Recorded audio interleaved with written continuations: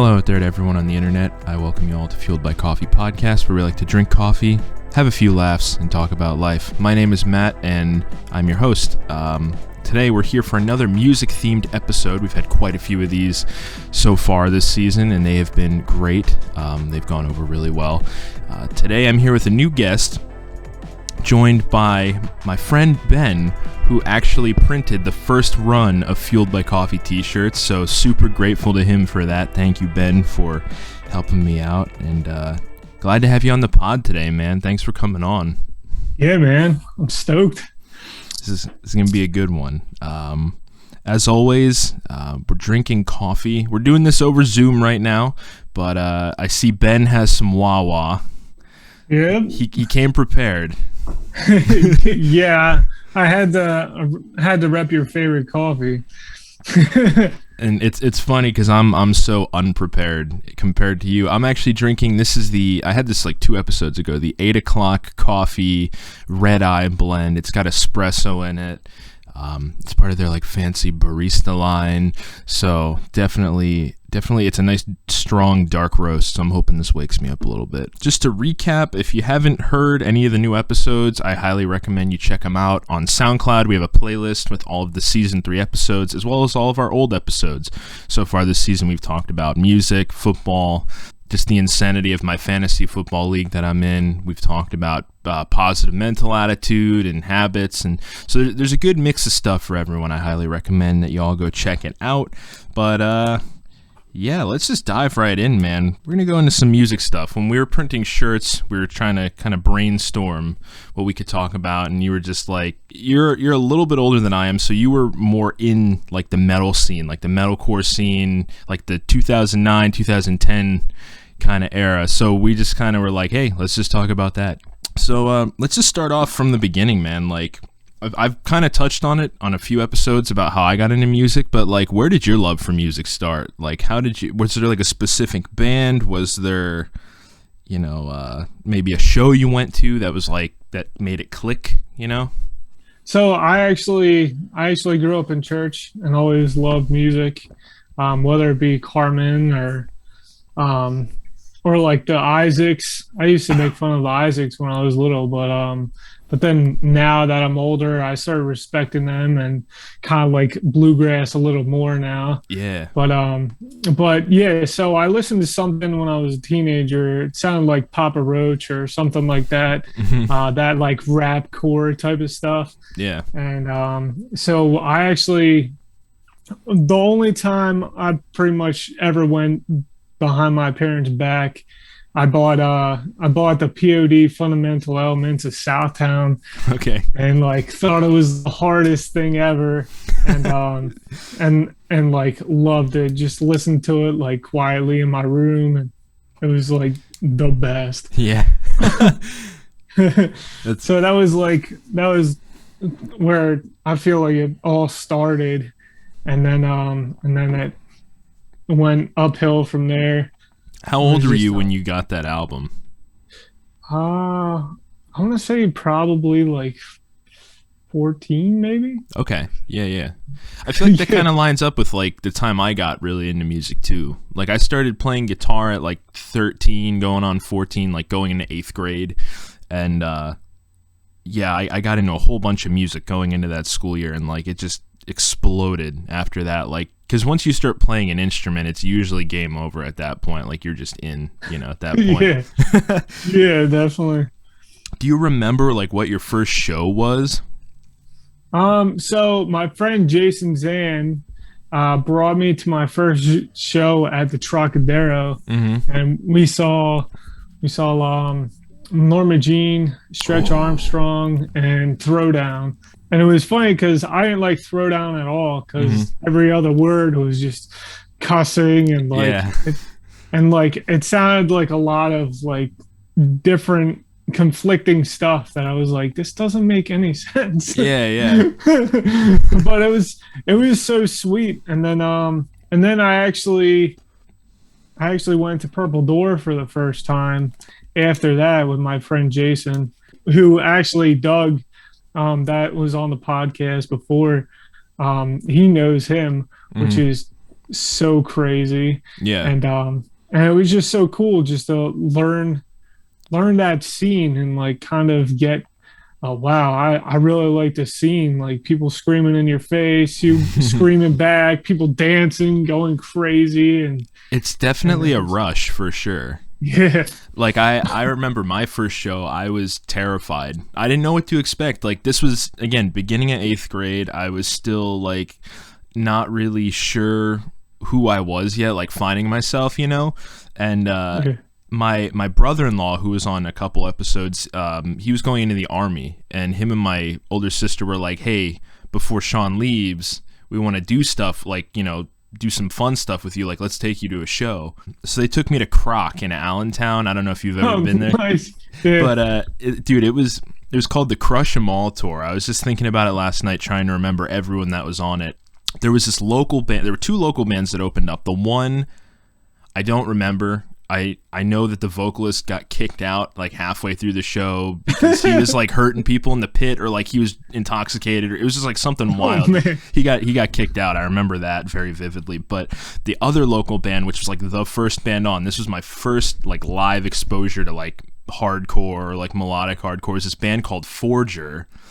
And they're really they're not a band anymore, unfortunately, but like their vocalist worked at Guitar Center, so I talked to him a few times. But they were like more, I think, in like the Christian scene. Like they're like Nice. the one song that has always stuck with me, and it was kind of like an inside joke between me and my one friend. It started off, you know how a lot of those songs, they have like lots of like blah, like, you know, like the Yeah. blah, you know, like at the start. So it starts off with one of those, and it was just kind of like an inside joke between us. But like it's called Constant Change.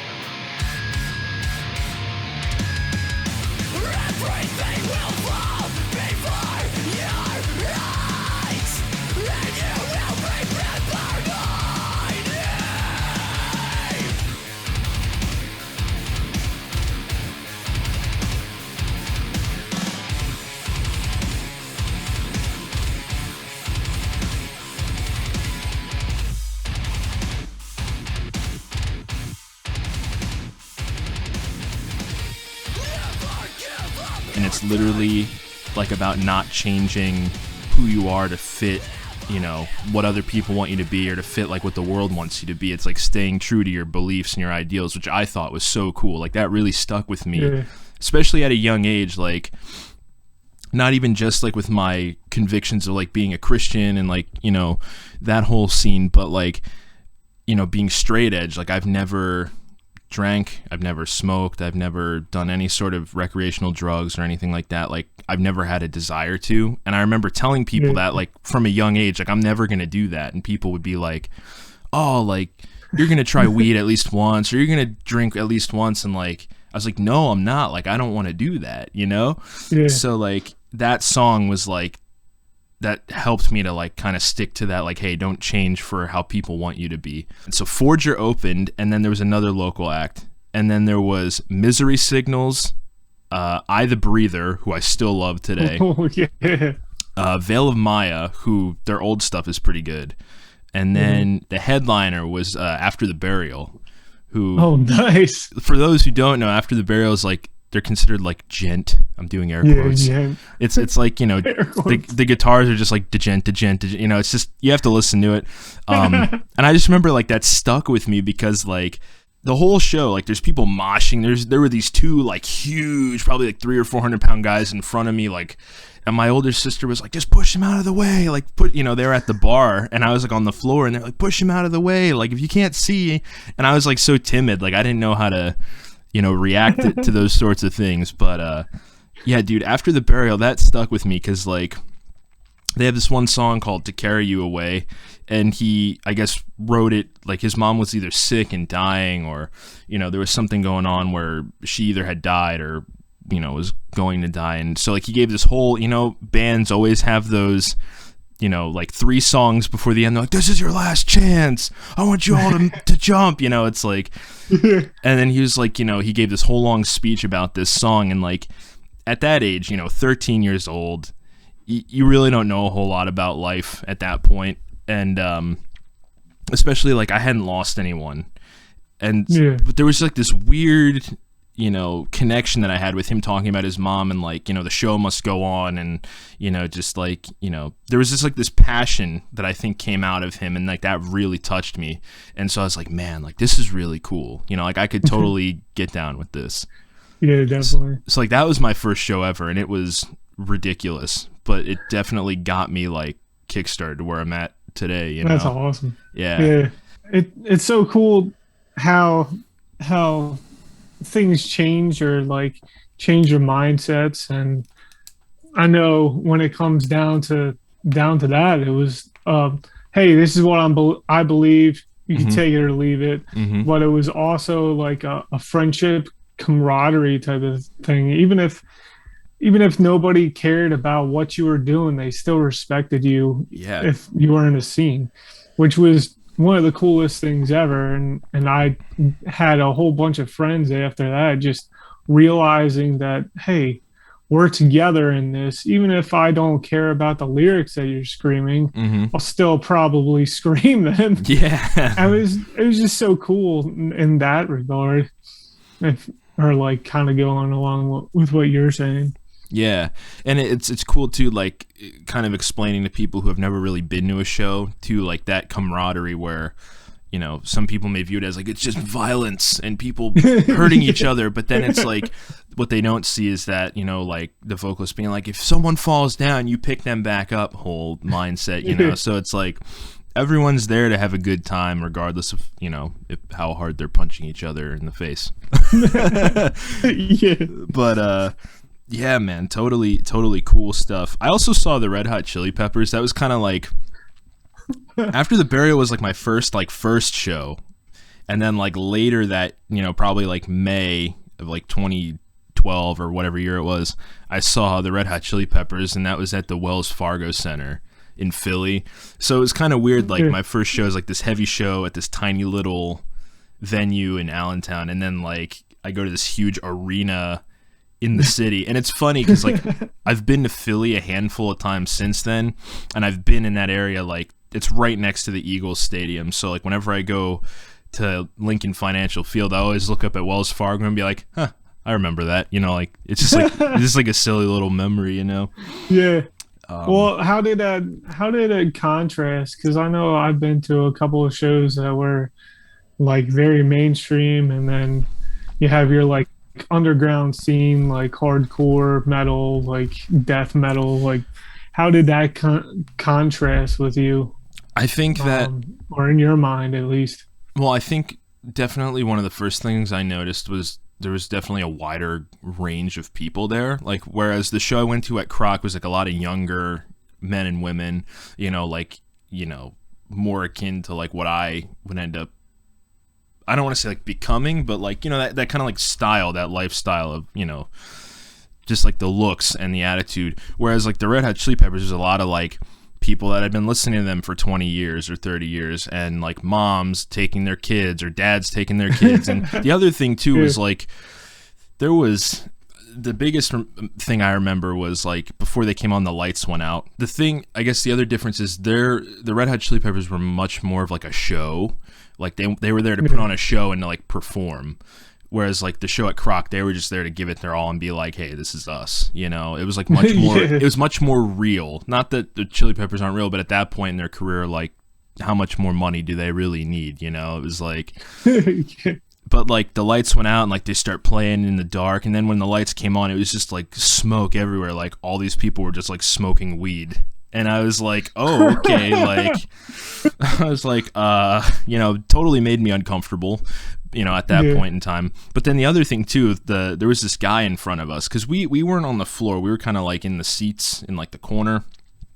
And this guy in front of us was just totally trashed. And the whole time he kept turning around and talking to us. It was myself, one of my old friends, and then his mom and his uncle went. And this dude kept turning around and he was like, you know, like just drunk talking to us. And then at one point we were like, I hope this guy doesn't throw up on us, because he's like, he looks like he's getting pretty bad. And then like intermission came and he left and he never came back. So I'm assuming he went and threw up or left or something, you know. But yeah, it was definitely much more of like a spectacle than like, you know, not that there wasn't any heart behind it, but I feel like when you go to those tiny shows with bands that aren't as big, there's definitely like a lot more of a message and a heart to it, you know. Yeah. As opposed to just like, we're here to collect a paycheck and perform, you know. Yeah, I've seen that with like For Today, or like when I went to like Sleeping Giant shows, or that kind of stuff, where it was just like, this is who we are. We're going to put out whatever kind of merch, whatever we say. Like, it's not going to be like all just for like everybody. This is like a certain type of, almost like a certain type of niche that they were fulfilling. And it was like, hey, we want to love on you guys type of thing, or this is who we are, whether it wasn't a Christian band or was it, if it was a Christian band. So yeah, that's really cool, man. I never got to see For Today, because I got into them like right when they were weaning down. Do you have any like cool memories from seeing them? Yeah, I got to be kind of in their like little Bible study. They would have a Bible study before they played. Oh, cool. And I saw them in South Carolina for the first time. It was at like some bar called like New Brooklyn Tavern.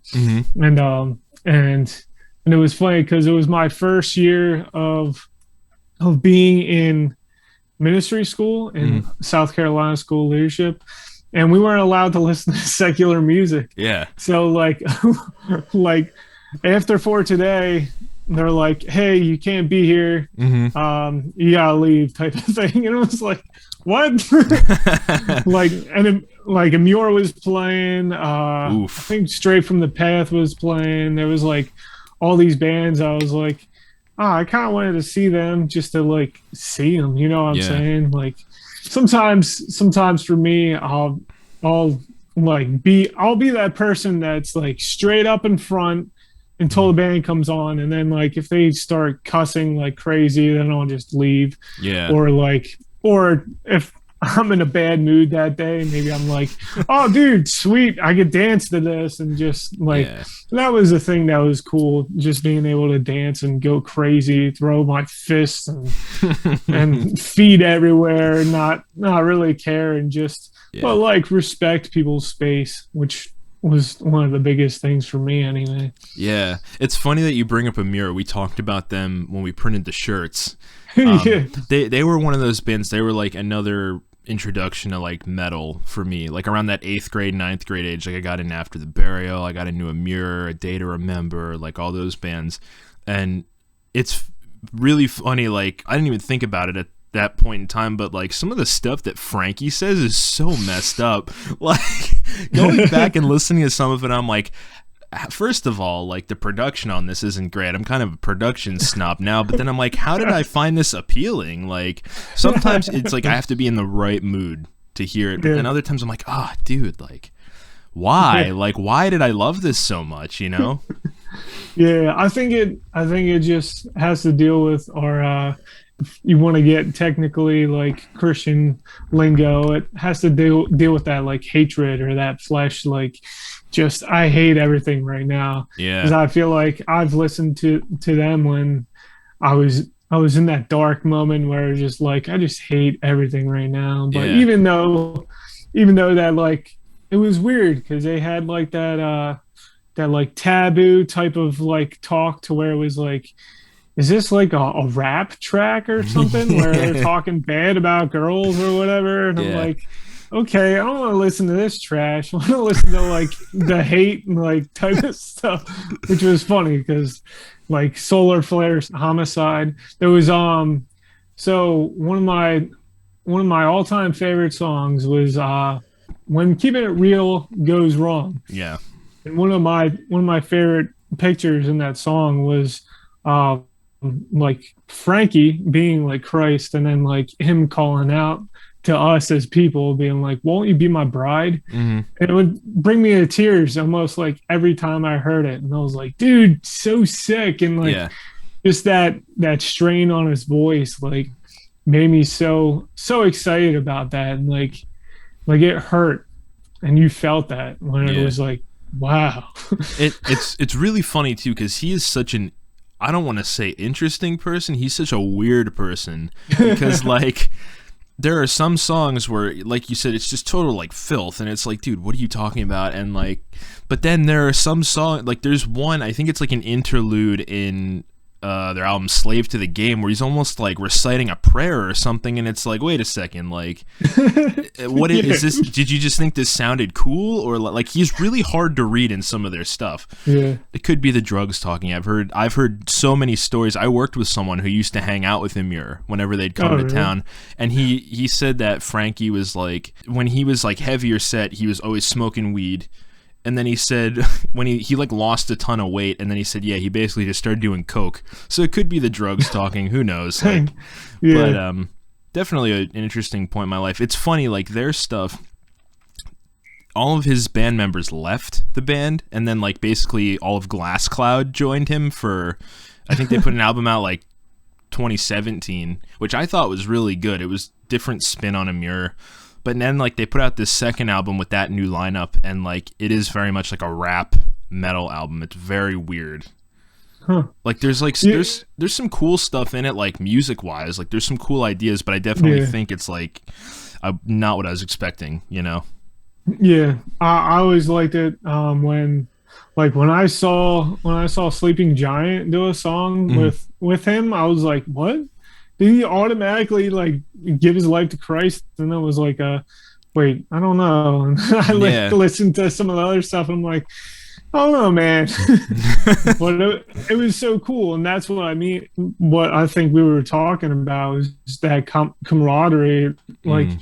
even though that he didn't have that relationship with Christ, he's screaming scripture in that song, which is crazy to me. Yeah. I'm like, wait, what? He's screaming scripture, Yeah. like, and it made me smile and like pray for him more. And it was so cool just to like think about that. Yeah. And I mean, like, who knows where he is in life? Exactly. Yeah. You when never it comes know. down to it. Yeah.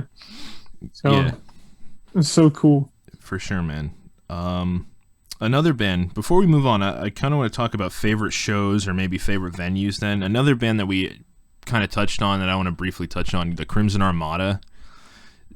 They have an album called Conviction that totally Yeah, was dude. like, that was like my anthem, like in my coming of age whenever I was struggling with like, spiritual things, or like, whenever I had to be like, I don't want to say like religious, but there were times when I really needed like that type of support, and like that album, I heard it again like in Yeah. 8th grade, and that was a constant source of just like help, like it was like a backbone almost, Yeah. That worthy song is like such a worship song for me. Mm-hmm. And that's one of the reasons why I like metal, death metal, hardcore. There's a lot of songs like I could put into like worship to the Lord, and it's so cool. Like whether it be Comeback Kid or They're so whatever. good. But it was cool because like they did that song "Worthy" or like "Forgive Me" Mhm. was really good. It's so funny because like I feel like it like conflicted with each other. like forgive me, but like I had this joy in me. Mm-hmm. So like you're gonna hear this joy no matter what. Like Mm-hmm. so it was like an interesting take on like that mindset. Yeah. But yeah, that album's sick.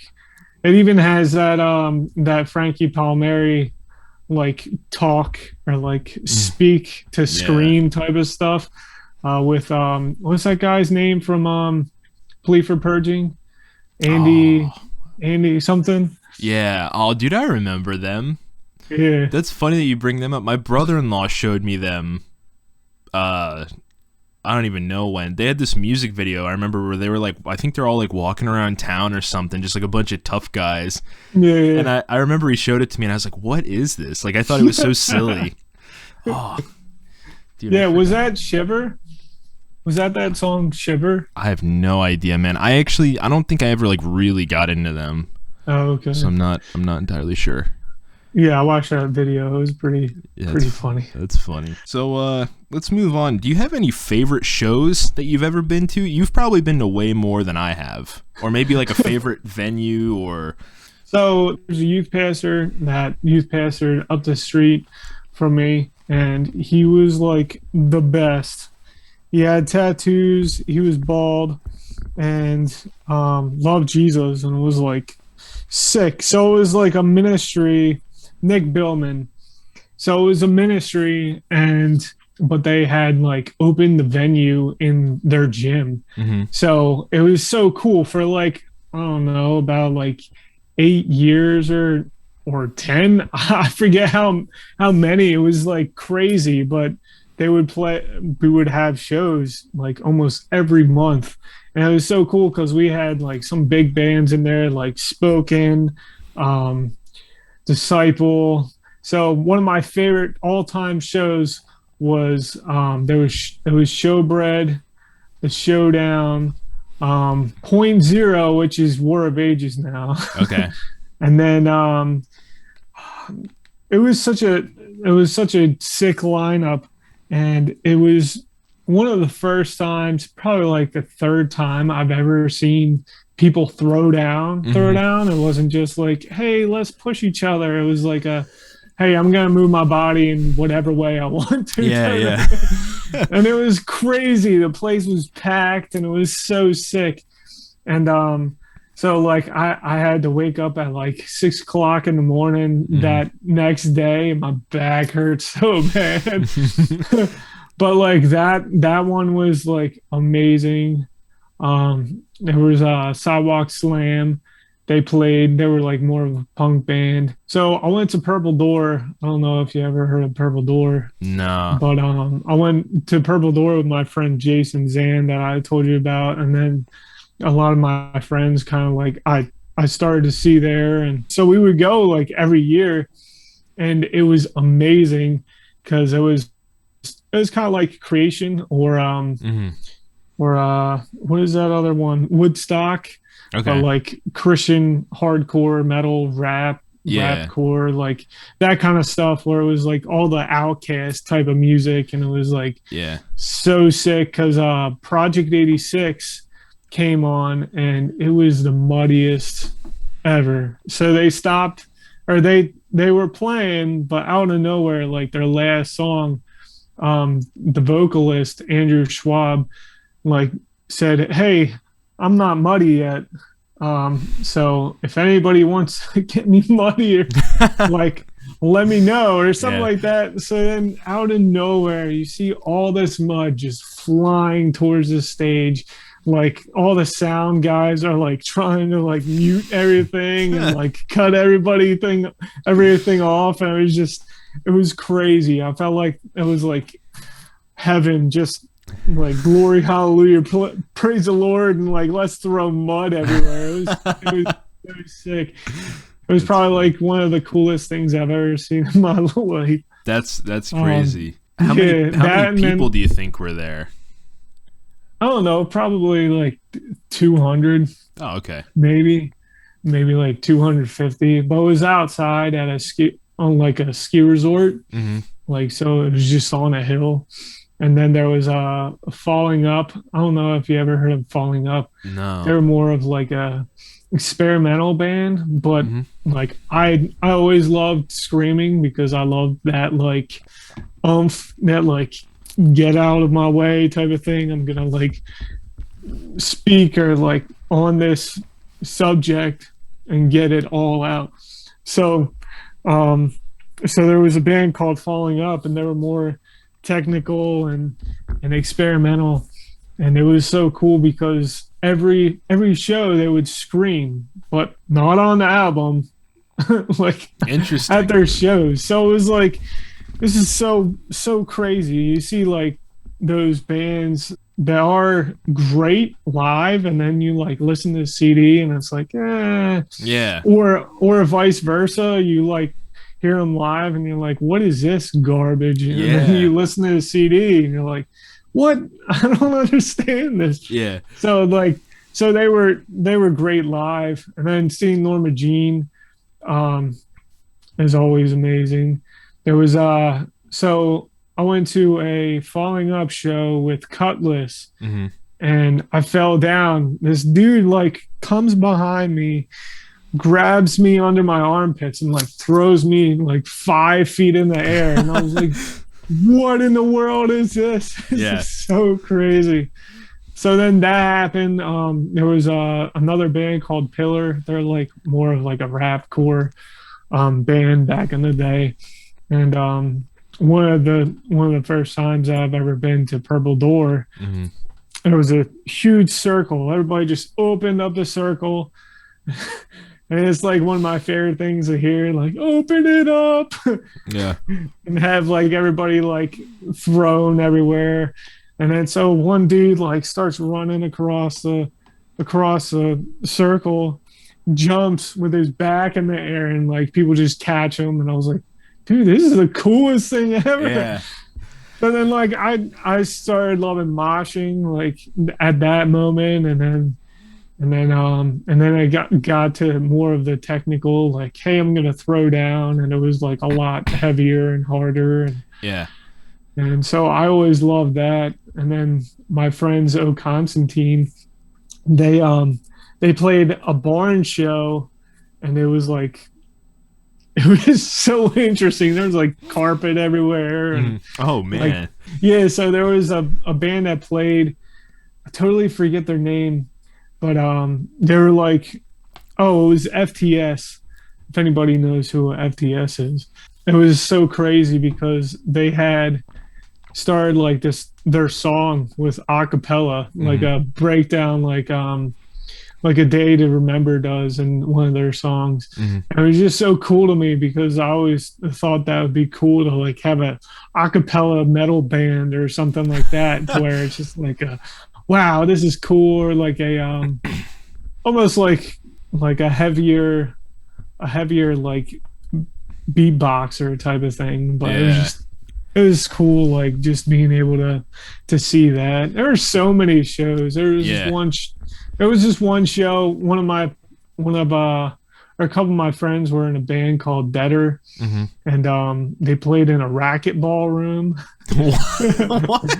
It was crazy. My friend, they called her Ratch, and she put on a show, and it was in this like racquetball room. We couldn't hear anything for like a week straight. That's funny. It was ridiculous though. Like people throwing down everywhere, but like no room whatsoever. It was like one of the coolest things. It's funny that you mentioned that, like throwing down and there's like no room. I tell the story. It's actually on the next episode, so if you want to hear it, I recommend y'all tune in.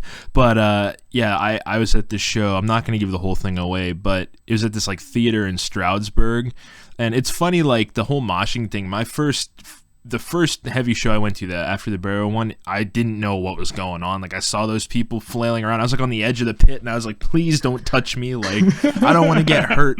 But then like after that, I think I went to the Chili Peppers show, and then I didn't go to another show until, I don't know, maybe 10th grade. It was probably like over a year. I saw the Wonder Years opened for A Day to Remember, Pierce the Veil. I think All Time Low was there.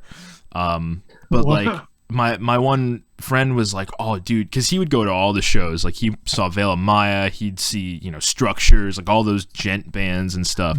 Yeah. And he was like, oh, we're gonna mosh. And I was like, are we? Like he's like yeah, it's so much fun. He's like, I lost my shoe in the one pit I've been in, you know. And like I remember him telling me that story. He's like, yeah, this guy basically choke slammed me in the middle of the pit. I lost my shoe, and then I saw people throwing it around later on in the show. Like, so I was like, all right, like, and that was like the first time I ever really moshed was at that A Day to Remember show, and I found out how much fun it was, and I saw that it was like, oh, this is like a fun thing. This isn't people trying to like kill each other. I mean, I guess at some shows it kind of is, but yeah. So like from that point on, I was always like, we got to start a pit. Like that's so much. It's such a release. It's such a rush, you know. Yeah. But yeah, I have an interesting pit story on the next episode. I basically was dehydrated and I almost passed out and threw up. It was not a fun time, but tune in if you want to hear that one. But yeah, man, it's crazy how like your tastes evolve and how like as you go to more shows you kind of pick up on like not like what's okay, but you kind of pick up on like, oh, this is the system, you know, this is kind of what people do at these types of shows. But to go along with that, you had brought up your friends making music and, you know, just like your ideas for like a cappella metal bands, and we've talked about like different genre combinations if we were to, you know, make like new types of music. And that's one thing that I think we've both had a passion for, is not just listening to music but making it as well.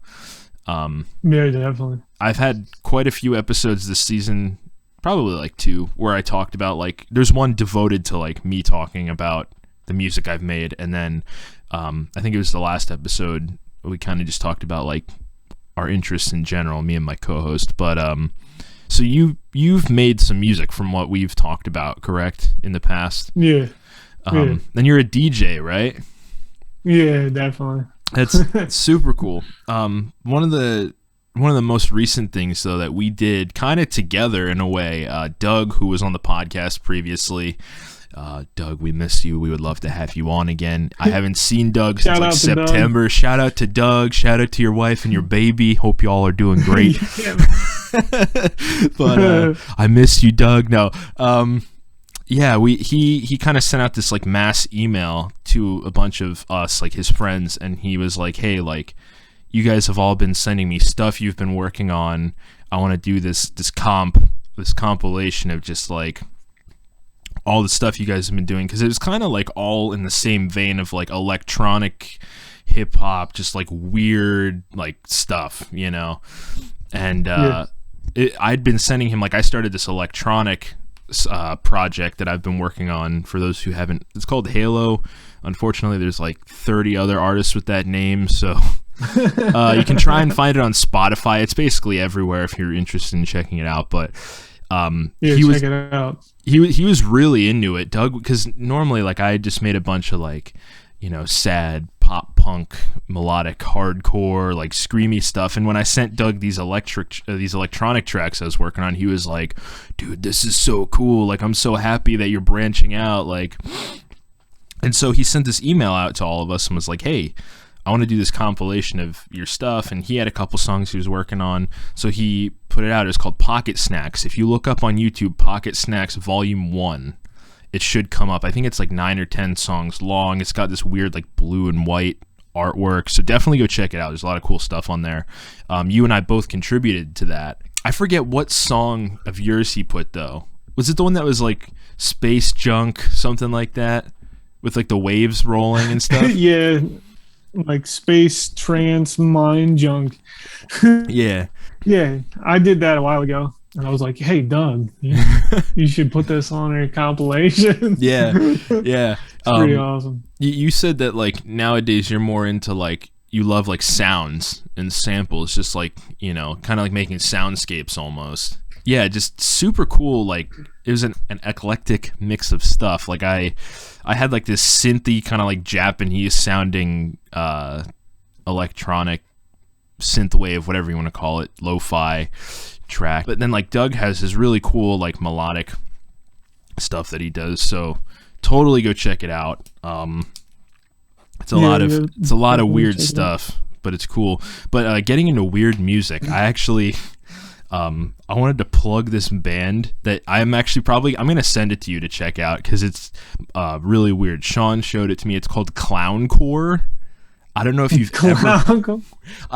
ever heard of it, but he showed me it's this album called Van, and apparently the whole thing was recorded in a van, and it's literally just like it's like a mix of like jazz, lo-fi, hip hop, grindcore. Like there's this one song that's like a minute long, and it's just like inaudible screaming with like blast beats and stuff. But then like the next song will be like piano with like a clarinet and like a beat to it. It's so weird.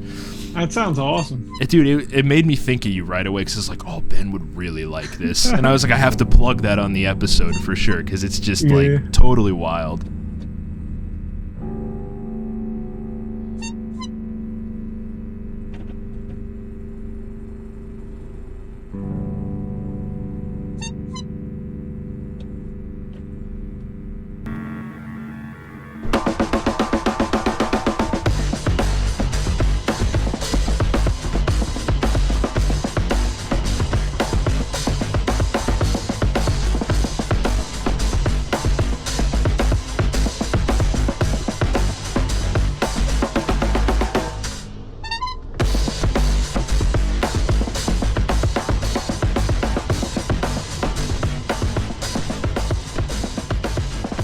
Yeah, man. Hey, can I ask you real quick when you did your music on that album, was it Vibe Central or was that just the one song? That was just the one song. Yeah, so the Halo stuff I kind of started last fall of 2020. Okay. And like I was working on a whole bunch of songs that I was just like, oh, these could all fit together. But I wanted to release, I feel like a lot of what music is nowadays is artists just release a whole bunch of singles and then it kind of catches on and then, you know, they'll put out like a collection of songs. Oliver Tree did. He's someone I'm really big into. But yeah, son, I was watching a YouTube video. These guys, they're like more family friendly. They do all sorts of like just silly stuff, but they're really cool. And the one guy said something about like, oh, this is Vibe Central, and I was like, that I got to make a song called Vibe Central, like, you know. Yeah, man. So and I made that as like my first song. I really refined it, and then I dropped that, and then I had a Christmas song that I did, and then I had like a collection of songs. So now I'm just kind of like throwing songs out here and there, but yeah. So what program or what DAW did you use for that? Or did you use like just random things? Like how did you make that? So basically what I did is I have FL Studio on my tablet. It's just like a Samsung tablet. I got it when I upgraded my phone like years ago. They were like, oh, we're running this promotion. You can get a free tablet because you upgraded your phone. And it's funny, like I barely used it since I got it. And then this guy John that I used to be friends with, we were hanging out and we were just making like silly music in his basement. He had an iPad with GarageBand on it and he would like make all these beats and he was like trying to like do this rap project at the time.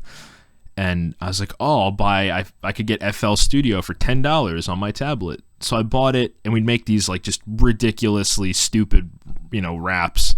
And then I didn't touch it until last year when I was like really getting into lo-fi and getting into the synthwave kind of, you know, vaporwave stuff. And I was like, you know what, I'm gonna just try and do it. Like he's released a whole handful of stuff that he just made on his iPad, and I like with vocals and everything. And I thought like, well, if he can do that, then I can make instrumentals on my tablet. And like it was a learning process, of course, because I'm so used to sitting down and like making music with a guitar and drums and like writing lyrics. But this was just like, I think I've described it before as like, how many weird sounds can I fit into this song? How many cool synths and drums and stuff can I fit into this? So it's like, it's a totally different approach. But yeah, I just made it all on a tablet.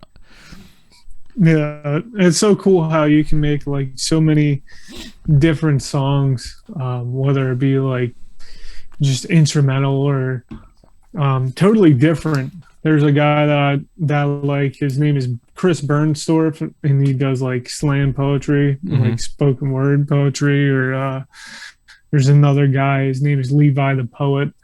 That was like actually my first date with my wife was going to see those two guys, which was crazy because I never seen Levi the Poet until until then. But yeah, if you ever listen to Chris Burnstorff, you should check it out. There's so many different kinds of music, and Mm-hmm. it's so cool to like hear people's interpretations of stuff or whatever. Like I remember one of my friends, he was just randomly like playing the guitar, but he didn't know how to play the guitar, and I was just like doing spoken word over him playing the guitar, like screaming at the concrete basically. And it was Yeah, so cool sounding, and just like that type of thing is so cool to like experiment with. It's just so crazy just to think about how cool everything could be, like just yeah, hearing different sounds and everything. for sure, man. Yeah, and I guess to kind of let's just kind of piggyback off of that. As you make music and as you listen to music, your tastes evolve and change over time. You know, I definitely think I'm a lot more open-minded today than I was 10 years ago or 12 years ago whenever I got into music, you know. So how have your like music tastes, you briefly touched on it, you know, you said there were certain artists that you kind of like would laugh at and make fun of when you were younger, but now you're like, oh, this is cool, you know, like Yeah. what is the evolution of your music taste been like over the years? So I used to make fun of and like kind of disrespect bands or artists that I didn't really like. And then I realized like everybody can be respected and should be respected. Mm-hmm. And I felt like when I was going to church and I would say like, oh, I could worship God with listening to rap or like screaming lyrics at the Lord or whatever.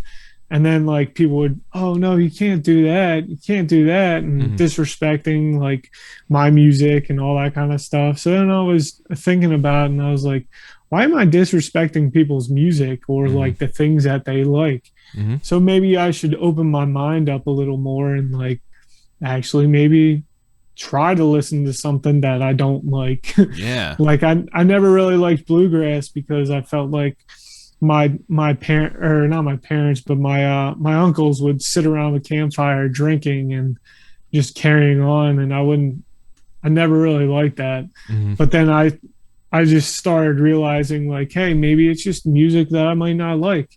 Yeah. And so I started listening and listening to different types of stuff and just really started respecting people's mindsets or like thought processes when it came to music. So I just started like thinking, well, maybe I can listen to something that maybe somebody else doesn't like.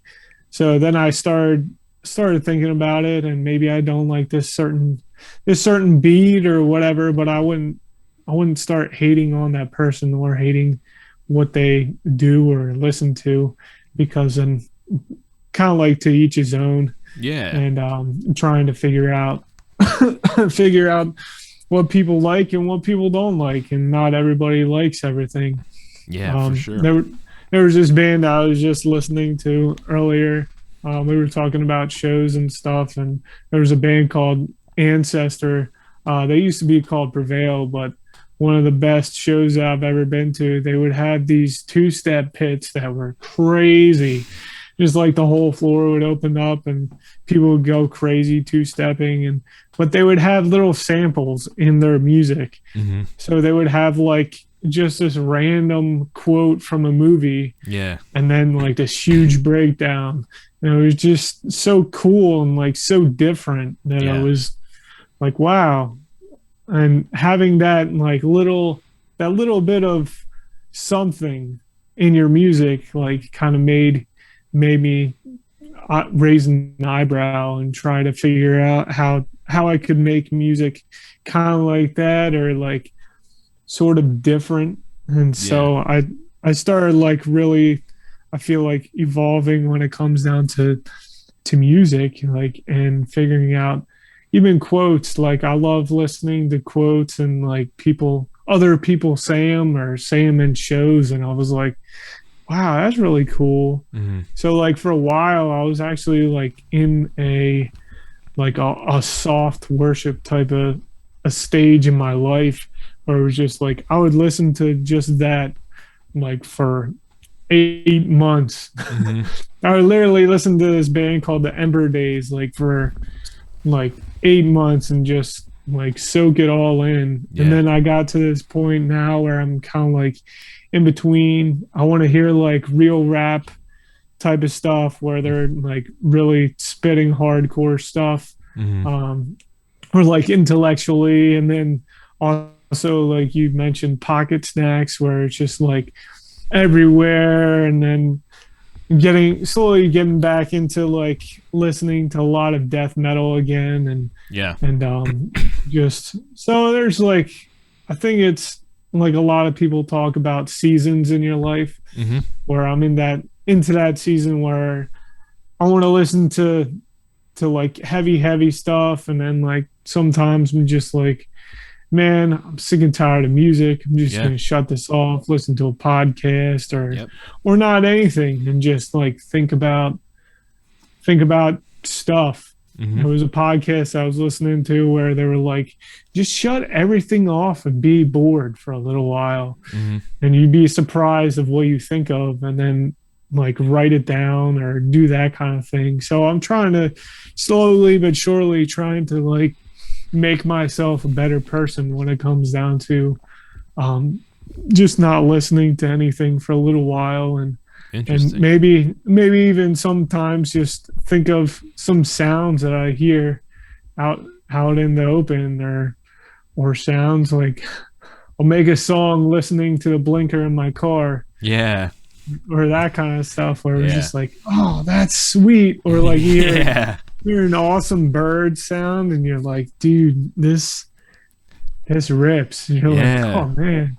That Makes me smile like so big just to think about that kind of stuff. and it all goes back to what you said earlier about like those little touches you can put into songs. You know, like you said, there will be like a movie quote or like going to the bird sound thing. One of my favorite artists, Mac DeMarco, his last album he put out, there's literally a song where you can hear, and he said this like before it came out, like if you listen closely, because it's like a really mellow, like more acoustic album.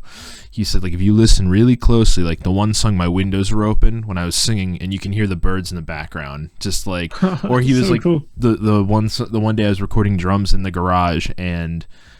You can hear the rain on the roof. So like little things like that totally can make an album because it's just like, whoa, like, you know, it's not like this overproduced like big thing. It's like, wow, this is a person just like I am, you know? Yeah.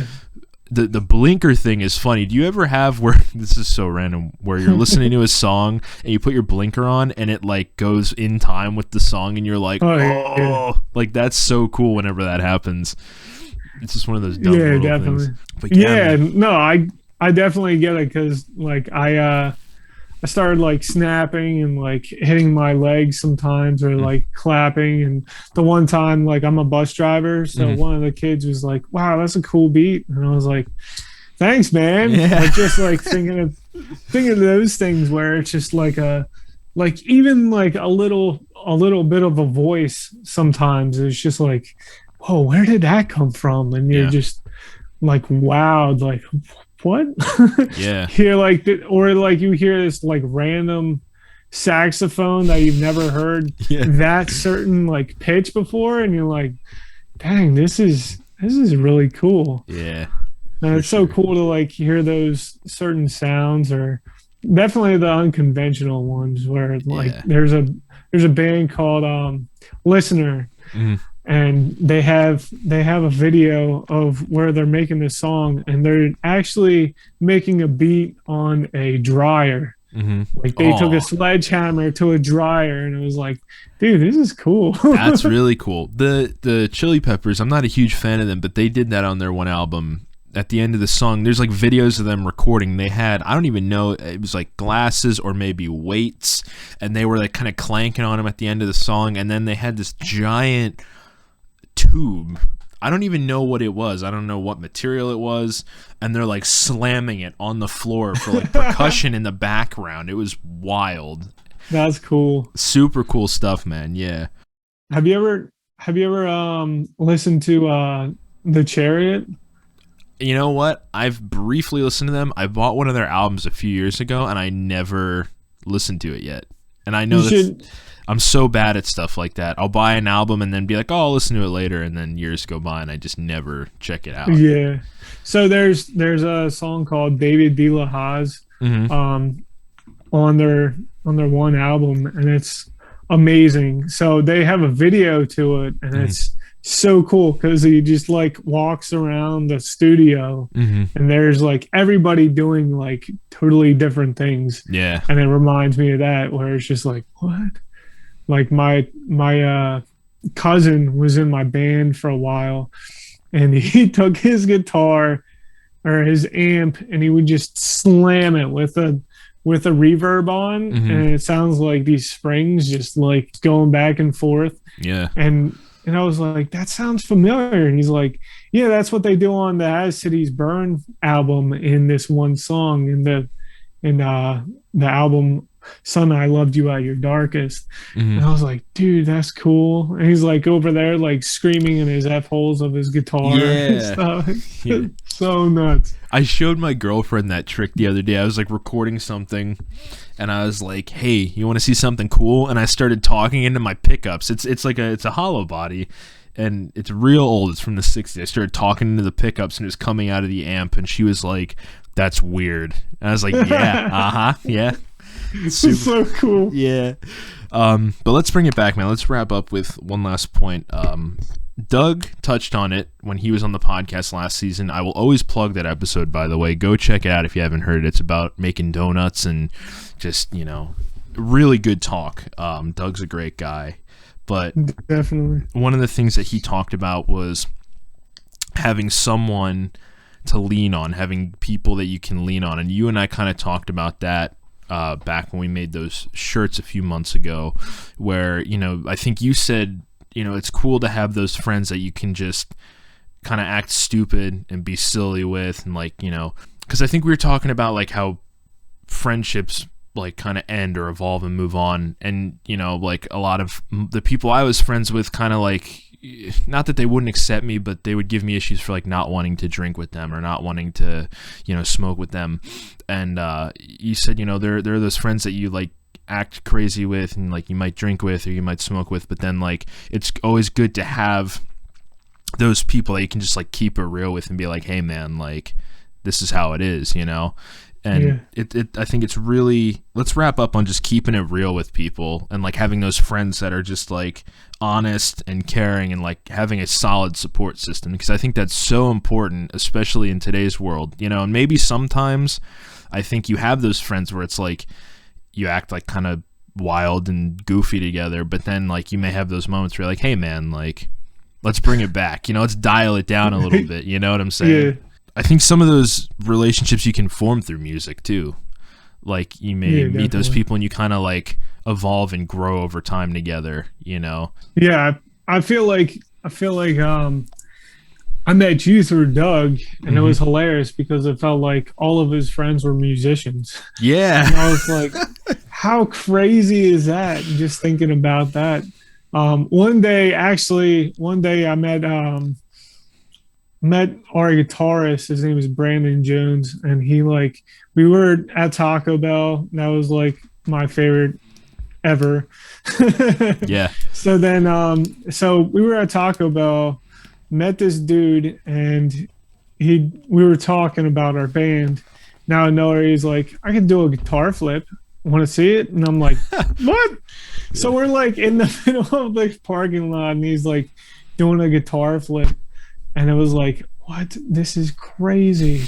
And just like having those friendships and then realizing that they could go two ways. Like you said, they could go like south, or they can like be really amazing. Mm-hmm. And like, I feel like the best ones are just, they play it close to your chest. Mm-hmm. And it's crazy just to like think about just, hey, like Matt, I want the best for you. And I could say that to you. And then you could be like, hey, I'm really dealing with this thing right here and that thing. And then I could be like, yo, Matt, you better step up to the plate. And then vice versa. And Yeah. it's like such a boss move to have those friends in your life.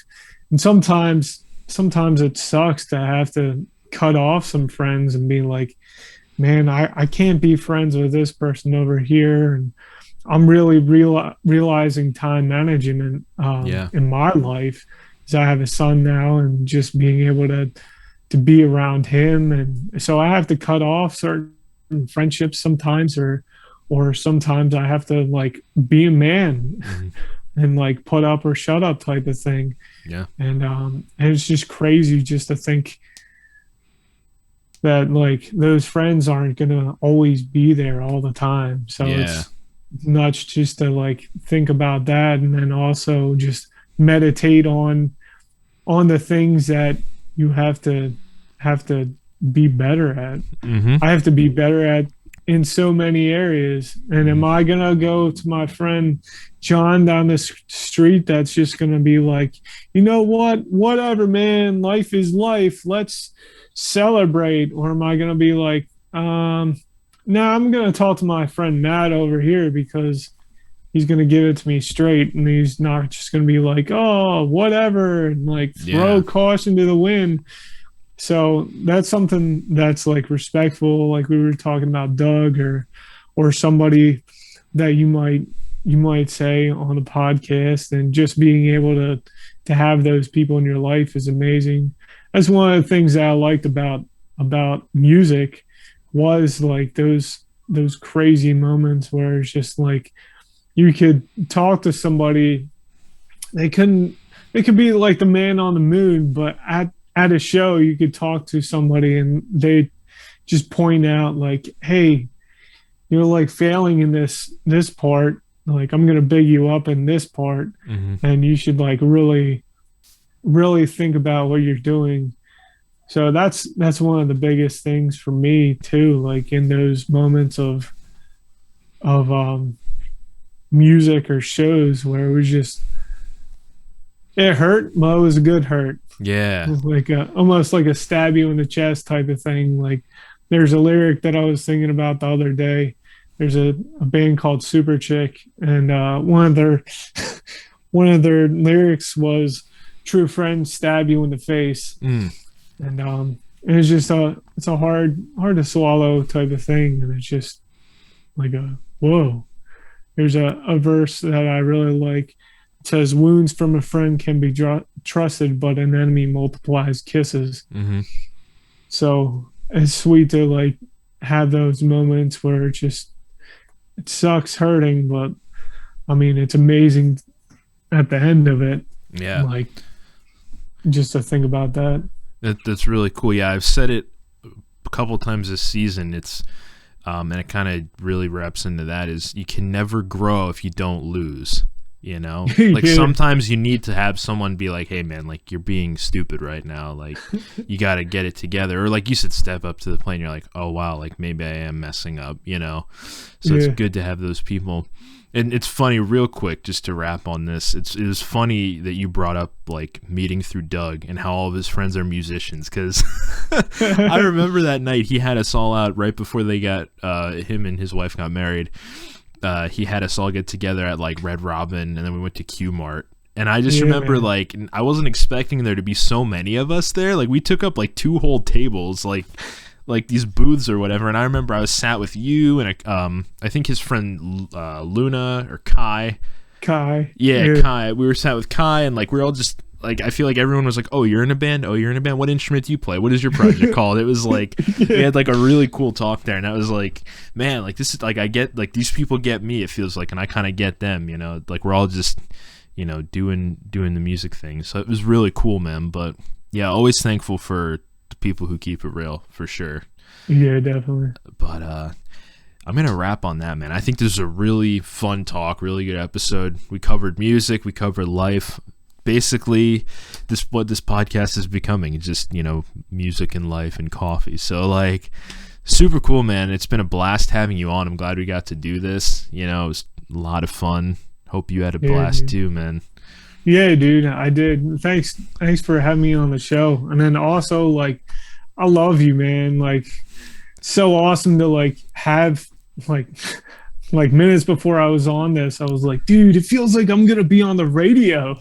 Like, I'm telling my mother-in-law, I'm like, yeah, I'm gonna be on a podcast. Like, just super stoked, man, and just that's awesome. So excited to be on here and talking about this topic, and just being able to have that camaraderie and that, like, for sure, thought process. And like we might have been, well, I was on the opposite side of you when it came to my first show. I was like, dude, I'm going in there no matter what. Like, yeah, this is gonna be amazing. And then you're like, I don't know about going into the pit. Yeah. So, but just that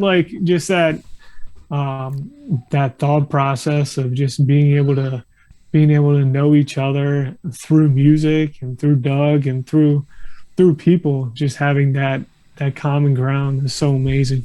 Yeah, man, for sure.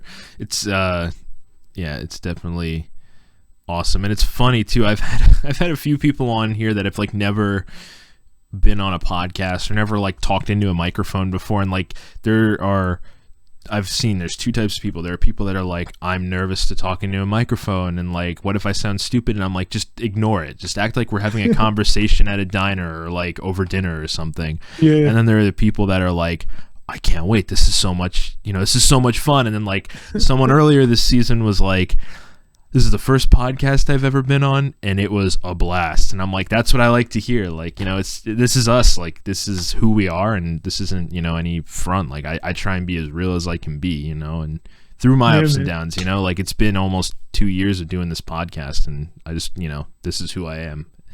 But keep on putting those episodes out. I love hearing them. For sure, man. And I appreciate your feedback too. We, you and I talked about, some of the older episodes, and I definitely took a lot of our chat into consideration when I was making these new ones. I was like, I do want this I'm building a brand. I want it to be appealing to, a wider audience, not in terms of like a niche, but just like, making it more appealing, in terms of like, I definitely tried to clean this season up a lot compared to the last one.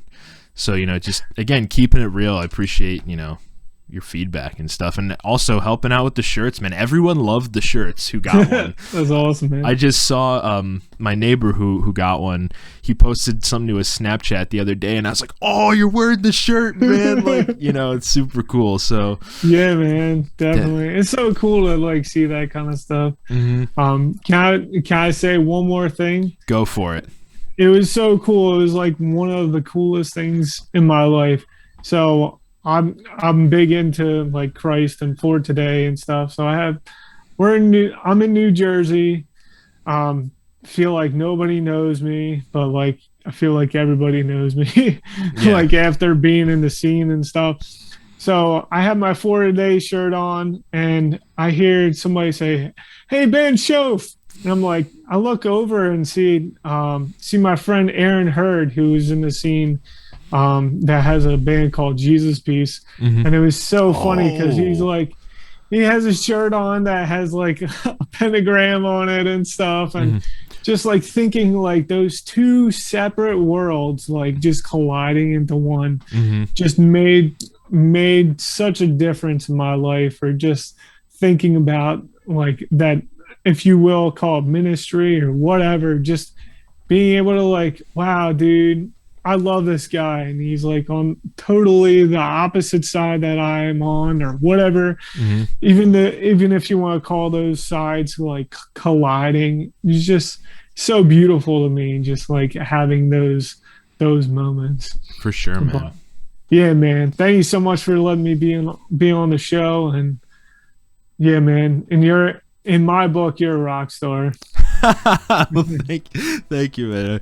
I appreciate that.